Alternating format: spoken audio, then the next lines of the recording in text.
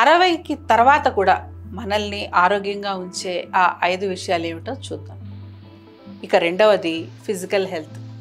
Retirement తర్వాత physical activity అనేది చాలా ముఖ్యం. ఎందుకంటే అంతకు ముందు వరకు పరిగెడుతూ ఉంటాం.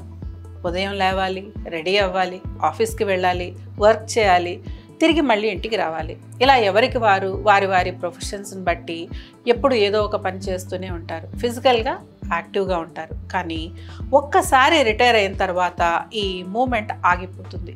ఈ టైంకి లేవాలి, ఈ టైంకి ఆఫీస్కి వెళ్ళాలి అన్నది ఉండదు. అందుకని ఆ టైంని ప్రొడక్టివ్గా స్పెండ్ చేయాలి, ఫిజికల్ యాక్టివిటీ చేయాలి.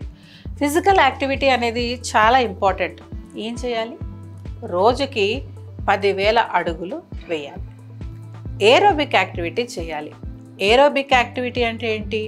వాకింగ్, జాగింగ్, సైక్లింగ్, స్విమ్మింగ్, ఇవన్నీ ఏరోబిక్ యాక్టివిటీస్. మీకు ఏవి వీలుగా ఉంటే అవి చేయండి. ఇవి చేసేటప్పుడు హార్ట్ రేట్ పెరగాలి. 220 మైనస్ మీ ఏజ్, ఇది మీ రిక్వైర్డ్ హార్ట్ రేట్. ఇది ఎక్సర్సైజ్ చేసేటప్పుడు మీరు అచీవ్ చేయాలి.